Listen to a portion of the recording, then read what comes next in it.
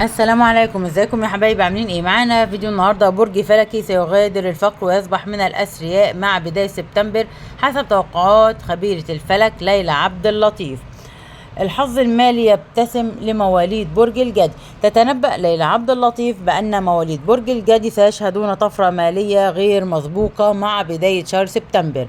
بعد فترة من التحديات والصعوبات المالية، سيكون مواليد برج الجدي على موعد مع فرص استثمارية مربحة ومشاريع ناجحة.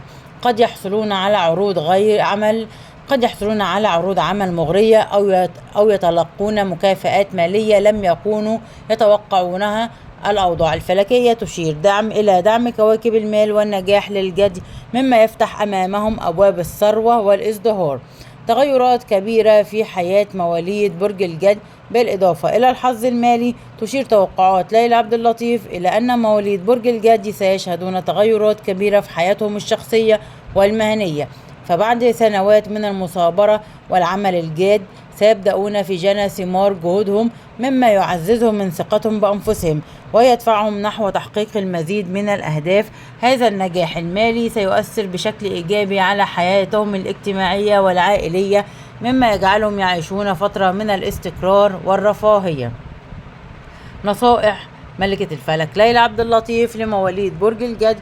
تنصح ليلى عبد اللطيف مواليد برج الجدي باستغلال هذه الفترة الذهبية بحكمة، والتركيز على الاستثمارات طويلة الأمد التي تضمن لهم استمرارية النجاح المالي، كما تشجعهم على الابتعاد عن القرارات المتسرعة والتأكد من دراسة جميع الخيارات المتاحة قبل اتخاذ أي خطوة مهمة. وتنصحهم أيضا بالاستفادة من هذا الحظ الجيد في تعزيز علاقاتهم الاجتماعية والبحث عن الفرص التي تساهم في نموهم الشخصي والمهني. وبكده حبايبي يكون ده الفيديو بتاعي. مش تنسوني في اللايك والشير والسبسكرايب وتفعيل الجرس علشان يوصل لكم مني كل جديد، وعيلتي صغيرة تكبر بيكم يا أحلى متابعين ومشاهدين القناة. ولغاية ما ارجع لكم فيديو آخر، اسيبكم في رعاية الله وأمنه، والسلام عليكم ورحمة الله وبركاته.